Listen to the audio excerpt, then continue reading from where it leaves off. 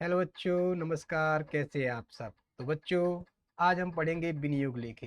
तो विनियोग लेखे के अंतर्गत हम पहले ही पढ़ चुके हैं कि ब्याज अर्जन करने वाली प्रतिभूतियों क्रय विक्रय की दशा में किस प्रकार से क्रेता और विक्रेता की पुस्तकों में लेखे तैयार किए जाते हैं। तो बच्चों, आज के इस वीडियो लेक्चर में हम पढ़ने वाले हैं कि जब लाभांश अर्जन प्रतिभूतियों का क्रय विक्रय किया जाता है तो किन दशाओं में और किस प्रकार से क्रेता और विक्रेता के पुस्तकों में लिखे तैयार किए जाते हैं। तो बच्चों, सबसे पहले हम समझ लेते हैं कि जब लाभांश अर्जन प्रतिभूतियों का क्रय विक्रय होता है तो दो परिस्थितियां उत्पन्न हो सकती हैं। पहली, जब लाभांश अर्जन प्रतिभूतियों का क्रय विक्रय लाभांश सहित किया जाता है, और दूसरी परिस्थिति हो सकती है जब लाभांश अर्जन प्रतिभूतियों का क्रय विक्रय लाभांश रहित किया जाता है। तो बच्चों, ये लाभांश सहित क्रय विक्रय और लाभांश रहित क्रय विक्रय क्या होता है, इसे हम एक उदाहरण के द्वारा समझ लेते हैं। मान लीजिए ये है मिस्टर एक्स, ठीक है, और मिस्टर एक्स के पास सुप्रिया लिमिटेड के, जिनका अंकित मूल्य 100 रुपए है, ठीक है, 100 रुपए अंकित मूल्य वाले 500 शेयर हैं। कितने शेयर हैं बच्चों? 500 शेयर हैं। और ये जो 500 शेयर हैं, इन पर 1 जुलाई 2019 को 12 रुपए प्रति अंश लाभांश घोषित किया गया है। किसने किया है? सुप्रिया लिमिटेड ने, ठीक है। और सुप्रिया लिमिटेड के शेयर जो है मिस्टर एक्स के पास है, तो स्वाभाविक है कि ये जो 12 रुपए प्रति अंश लाभांश है, यह लाभांश मिस्टर एक्स को प्राप्त होगा। बच्चों, लेकिन ट्विस्ट अभी बाकी है, ठीक है। हुआ क्या कि अब ये 1 जुलाई 2019 को जब ये लाभांश घोषित किया गया, क्या कंपनी तुरंत लाभांश दे देगी? नहीं देगी। कब देगी? यह भी उसने बताया हुआ। तो बताया है कि इसका भुगतान 15 सितंबर 2019 को होगा। लिखिएगा, लाभांश घोषित किया गया 1 जुलाई 2019 को और भुगतान होगा 15 सितंबर को। एक टाइम पीरियड इस बीच में गुजरेगा, ठीक है। और यदि इस टाइम पीरियड के बीच में ये जो मिस्टर एक्स है इन शेयर को बेच दे तो क्या होगा, देख लेते हैं। क्या किया इन्होंने? मिस्टर एक्स ने मिस्टर बाय को, ये जो 500 शेयर हैं, यह 15 जुलाई को, ठीक है, मतलब 1 जुलाई के बाद, ठीक है, 135 रुपए प्रति अंश की दर से बेच दिए, ठीक है। अब बेच दिए तो मिस्टर एक्स हो गया विक्रेता और मिस्टर बाय हो गया क्रेता। अब बच्चों, प्रॉब्लम आ गई कि ये जो 12 रुपए का लाभांश है अब किसको प्राप्त होगा, ठीक है। तो सुप्रिया लिमिटेड जब 15 सितंबर को लाभांश घोषित करेगी तो वह देखेगी कि उसके रजिस्टर में किसका नाम लिखा है। तो स्वाभाविक है, क्योंकि 15 जुलाई 2019 को उसने शेयर खरीद लिए हैं मिस्टर बाय ने, ठीक है, तो मिस्टर बाय का नाम लिखा होगा। तो सुप्रिया लिमिटेड अब ये 12 रुपए का लाभांश किसको पेड कर देगी? मिस्टर बाय को पेड कर देगी। अब नुकसान किसको होगा? मिस्टर एक्स को, क्योंकि जब कंपनी ने लाभांश घोषित किया था तब यह लाभांश जो है मिस्टर एक्स को प्राप्त होता, क्योंकि उसके पास शेयर थे, ठीक है।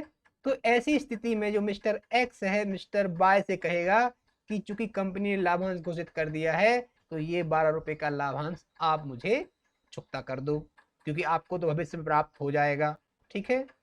तो मिस्टर बाय यदि इस 135 रुपए में ही ये 12 रुपए का भुगतान साथ में कर देता है, मतलब 135 में ही 12 रुपए की राशि शामिल है, तो ये कहलाएगा लाभांश सहित क्रय विक्रय, ठीक है। और इसके अलावा क्या हो सकता है बच्चों?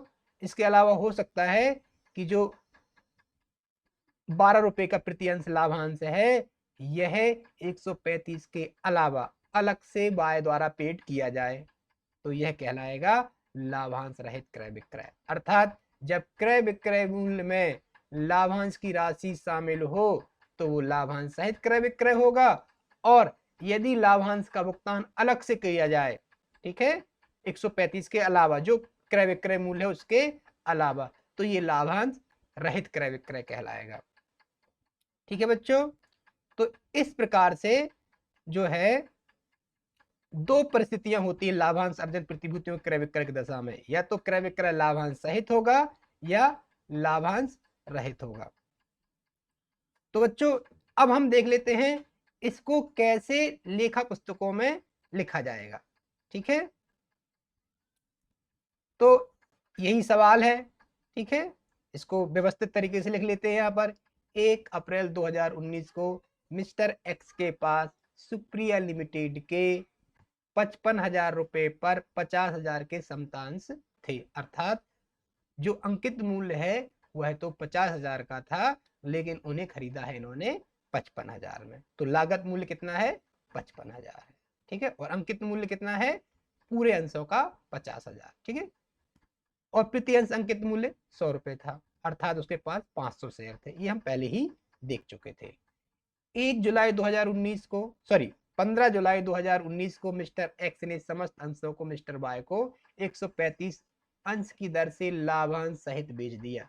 ठीक है, जैसे मैंने अभी बताया था कि यदि यह जो 12 रुपए का लाभांश आगे घोषित किया गया है, दिया गया है, अगर 135 रुपए में शामिल है तो वो लाभांश सहित क्रय विक्रय कहलाएगा। अर्थात ये 135 रुपए कैसा होगा? इसमें 12 रुपए लाभांश के शामिल हैं, अर्थात 12 रुपए अलग कर दें तो 123 रुपए जो है वह अंशों का मूल्य है और 12 रुपए तो लाभांश का है। ठीक है, कुछ दिन पूर्व 12 रुपए प्रति अंश की दर से लाभांश घोषणा की गई थी। मिस्टर एक्स की पुस्तकों में जर्नल प्रविष्टियां करें एवं आवश्यक खाते तैयार करें। खाते 31 मार्च को बंद किए जाते हैं। ठीक है, 31 मार्च को खाते बंद किए जाते हैं, इस हिसाब से हम प्रविष्टि कर लेंगे। तो सबसे पहले हम गणना कर लेंगे भैया नंबर ऑफ शेयर कितने हैं। ठीक है, नंबर ऑफ शेयर 500 है। ठीक है, कैसे निकालेंगे? ये जो अंकित मूल्य समतांशों का 50,000 है, उसमें 100 रुपए अंकित मूल्य का भाग कर देंगे तो राशि निकल के आती है 500 शेयर।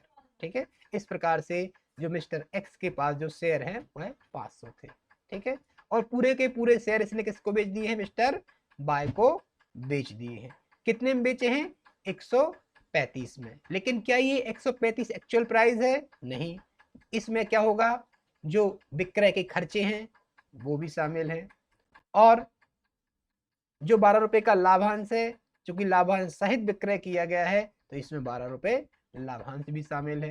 ठीक है, तो 12 रुपए का लाभांश को अलग करना पड़ेगा, तब हमको एक्चुअल प्राइस ज्ञात होगा। कैसे ज्ञात होगा? हम सेल्स प्राइस में से सेल्स एक्सपेंसेस को और dividend declare but not received by seller, मतलब कि जो डिविडेंड घोषित किया गया है परंतु विक्रेता को अभी लाभांश प्राप्त नहीं हुआ है, उस लाभांश को हम क्या कर देंगे? सेल्स प्राइस में से घटा देंगे। तो बच्चों अब हम मान रख देते हैं, तो हमारा जो सेल्स प्राइस है वह होगा 500 गुणा 135, और उसमें से जो सेल्स एक्सपेंसेस हैं वो घटा देंगे और डिविडेंड घटा देंगे। तो सेल्स एक्सपेंसेस प्रश्न में हमको नहीं दिए गए हैं तो हमने 0 लिख दिया है। आप चाहते तो फार्मूले में सेल्स एक्सपेंसेस का नाम ही नहीं लिखते, लेकिन चूंकि मैं बता रहा था आपको तो मैंने लिख दिया है कि संभावित सेल्स एक्सपेंसेस अगर होगा तो वहां पर लिख दिया जाएगा। अब बच्चों ये जो डिविडेंड है 12 रुपए के हिसाब से था, 500 शेयर पर था, तो इनको हम हल कर लेते हैं।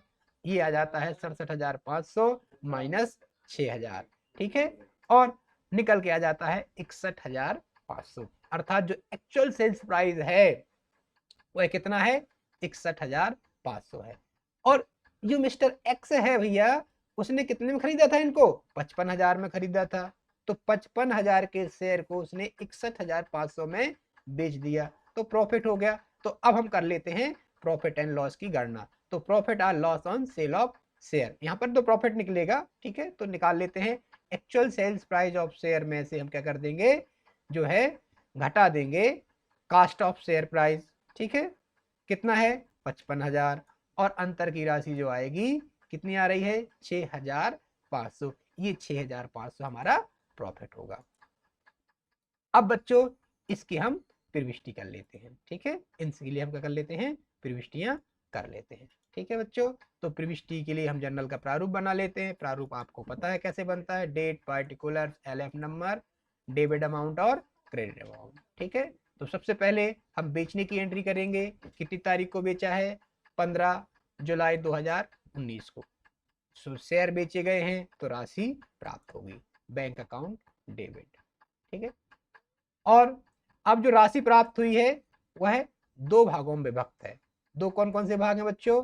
एक तो ये जो डिविडेंड की राशि है, ठीक है ना, क्योंकि ये 67,500 का सेल्स प्राइस था, जो हमको 67,500 मिलेंगे, उसमें 6,000 तो डिविडेंड के हैं। ठीक है, तो यहाँ पर हम क्रेडिट में दो नाम लिखेंगे। क्या क्या लिखेंगे?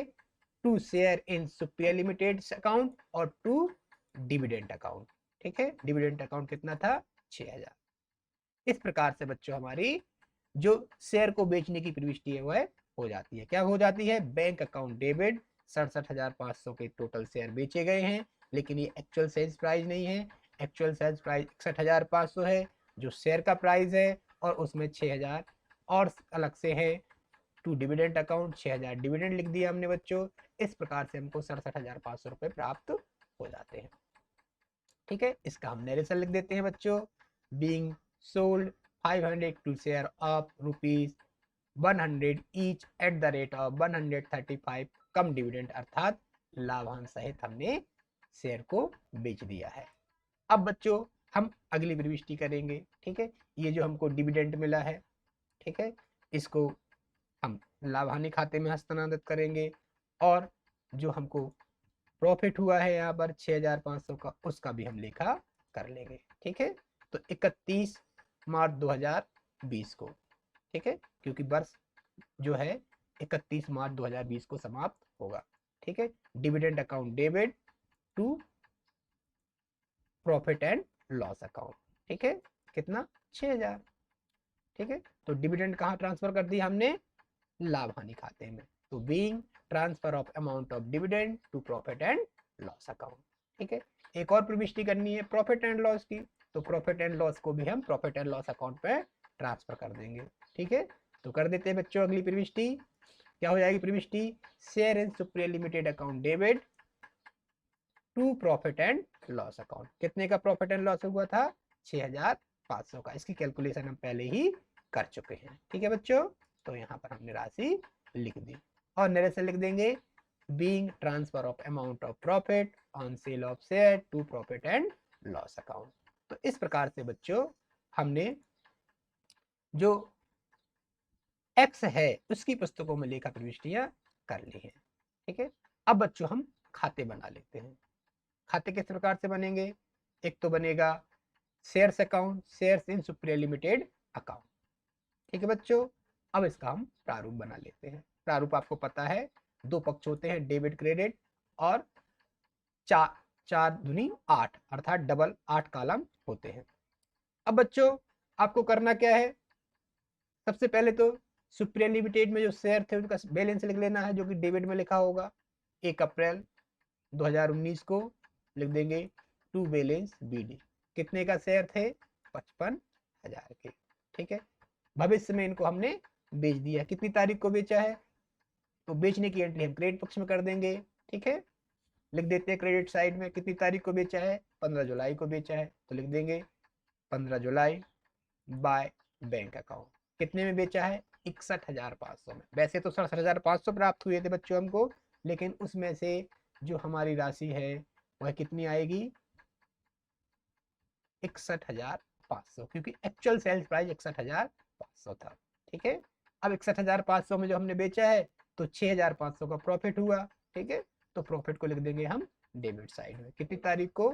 31 मार्च को, to profit and loss account 6,500। इस प्रकार से दोनों पक्षों का हम योग कर देंगे, और योग आ जाता है 61,500। बहुत ही सरल था, कोई प्रॉब्लम नहीं है। ठीक है, अब अगला खाता बना लेते हैं डिविडेंड अकाउंट। ठीक है, तो बच्चों ये हमने डिविडेंड अकाउंट का प्रारूप बना लिया। अब डिविडेंड हमको कब प्राप्त हुआ है? जब हमने शेयर बेचे हैं। कितनी तारीख को बेचे हैं? 15 जुलाई को। तो जुलाई 15 को हम लिख लेंगे बाय बैंक अकाउंट। कितना डिविडेंड प्राप्त हुआ है? 6,000। ठीक है, चूंकि हमने मिस्टर बाय से एडवांस में ले लिया था, तो 6,000 हमने 15 जुलाई को लिख लिया, और वर्ष के अंत में इसको हमने लाभ हानि खाते में हस्तांतरित कर दिया है। तो 31 मार्च को लिख देंगे to profit and loss account 6,000, और दोनों पक्षों का योग कर देंगे, और वो भी आ जाएगा 6,000। तो बच्चों इस प्रकार से हमने मिस्टर एक्स की पुस्तकों में हमने जो लेजर बना लिए हैं शेयर इन सुप्री लिमिटेड अकाउंट और डिविडेंड अकाउंट। अब बच्चों हम इसी सवाल को एक अलग तरीके से हल करेंगे। ठीक है, सवाल लगभग वही है। क्या लिखा है पढ़ लेते हैं।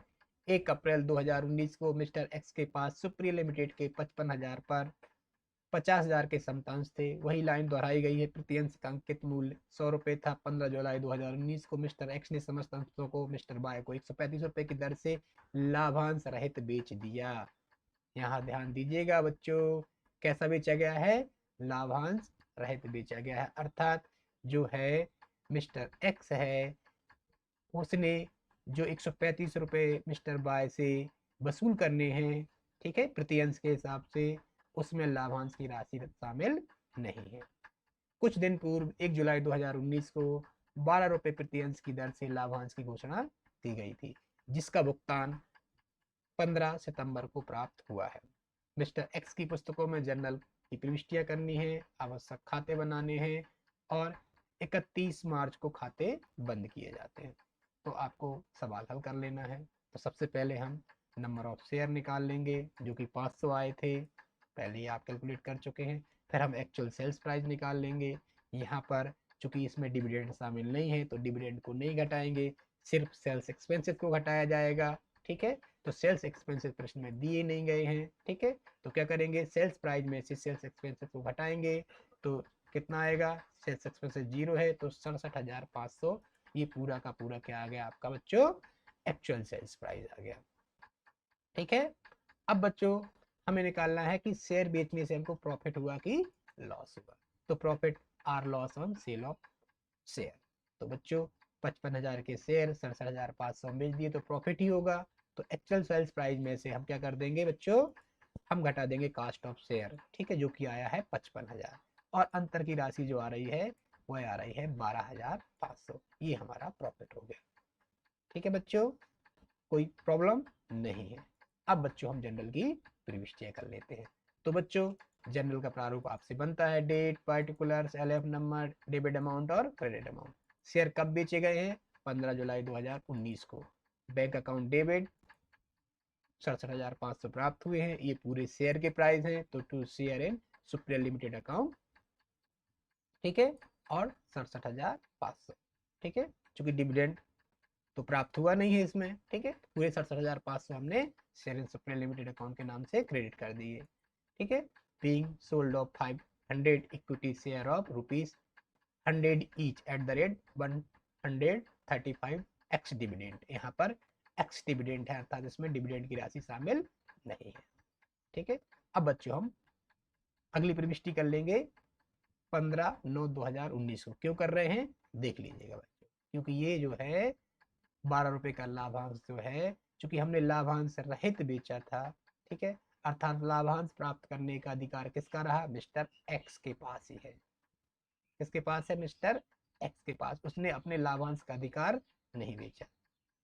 लेकिन एक प्रश्न उत्पन्न होता है कि लाभांश तो उस व्यक्ति को दिया जाएगा जिस व्यक्ति का कंपनी के रजिस्टर में नाम लिखा होगा।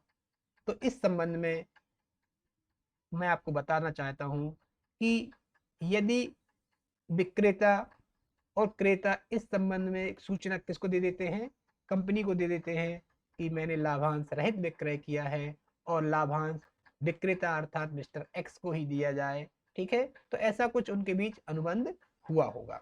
ठीक है, तो अब ये जो लाभांश है, यह लाभांश किसको प्राप्त होगा? मिस्टर एक्स को प्राप्त होगा। कितनी तारीख को प्राप्त होगा? 15 सितंबर 2019 को। बैंक अकाउंट डेबिट, ठीक है, 6,000 का लाभांश टू डिविडेंड अकाउंट। ठीक है, डिविडेंड अलग से प्राप्त हो गया है। Being dividend received eight the rate 12। बच्चों एक बात और मैं आपको बताना चाहता हूं, ये जो डिविडेंड है ये एक तरीके से और इसका लिखा हो सकता था। कैसे? कि ये जो लाभांश रहित विक्रय हुआ था वो कह रहे हैं कि भैया 135 तो शेयर का मूल्य है। 135 रुपए तो किसका है? शेयर का मूल्य है। आप लाभांश अलग से दीजिए तो ये भी लाभांश रहित विक्रय कहलाएगा। ठीक है, क्योंकि 135 रुपए तो उसमें शामिल नहीं है ना। तब क्या होता? तब बच्चों ये जो 6,000 रुपए है ये और बैंक में जोड़ के यहाँ लिख दिए जाते। ठीक है, किससे प्राप्त हो जाते मिस्टर बाय से ही, लेकिन यहाँ पर 15 सितंबर को कंपनी से प्राप्त हो रहे हैं, तो कंपनी को इस संबंध में सूचना दे दी गई होगी। ठीक है, अब बच्चों अगली प्रविष्टि कब किसकी होगी, ये जो लाभांश है लाभानी खाते में हस्तांतरित कर दिया जाएगा, तो प्रविष्टि हो जाएगी dividend account debit to profit and loss account, और 6,000 डेबिट में और 6,000 क्रेडिट में लिख दिए जाएंगे। ठीक है बच्चों, अब इसके बाद बच्चों अगली प्रविष्टि होगी किसकी, प्रॉफिट एंड लॉस की। तो अगर प्रॉफिट हुआ है तो क्या प्रविष्टि हो जाएगी, share in Supriya limited account debit to profit and loss account 12,500 का, इसकी कैलकुलेशन हम पहले ही कर चुके थे। ठीक है बच्चों, तो इस प्रकार से हमने जब एक्स डिविडेंड सेल्स होता है अर्थात लाभांश रहित क्रय विक्रय होता है, तो किस प्रकार से लेखे किए जाते हैं यह देख लिया है। अब आगे हम खाते कैसे बनाते हैं, तो खाते बना लेते हैं बच्चों। ठीक है, तो share in Supriya limited account बनेगा पहले तो। ठीक है, तो सबसे पहले तो बैलेंस लिख दिया जाएगा 1 अप्रैल 2019 को टू बैलेंस बीडी, 55,000 का बैलेंस था और इन शेयरों को बेच दिया गया है 15 जुलाई को बाय बैंक अकाउंट 67,500 में। दोनों पक्षों का योग लगाकर अंतर की राशि निकाल ली जाएगी, अंतर की राशि प्रॉफिट होगी क्योंकि यहाँ पर अधिक में विक्रय किया गया है। 12,500 का प्रॉफिट हुआ है तो to profit and loss account 12,500 दोनों पक्षों का योग कर दिया बच्चों। इस प्रकार से हमारा शेयर इन सुप्री लिमिटेड अकाउंट बन के तैयार हो जाता है। इसके बाद बच्चों हमको बनाना है डिविडेंड अकाउंट, तो बना लेते हैं dividend account. Dividend account, dividend कब प्राप्त हुआ है, 15 सितंबर को, तो प्राप्ति की एंट्री कर लेते हैं हम क्रेडिट पक्ष में 15 सितंबर बाय बैंक अकाउंट 6,000 का डिविडेंड मिला और इसको वर्ष के अंत में लाभानी खाते में हस्तांतरित कर दिया जाएगा 2020 31 March two profit and loss account और 6,000। तो इस प्रकार से बच्चों हमने डिविडेंड अकाउंट भी बना लिया है। तो इस प्रकार से बच्चों हमने इस सवाल में देखा कि किस प्रकार से लाभांश सहित और लाभांश रहित क्रय विक्रय की दशा में विक्रेता की पुस्तकों में लिखे किए जाते हैं। तो बच्चों आज के लिए इतना ही, और अगले वीडियो लेक्चर में हम एक नए टॉपिक के साथ उपस्थित होंगे और वह टॉपिक होगा शाखा खाते। धन्यवाद।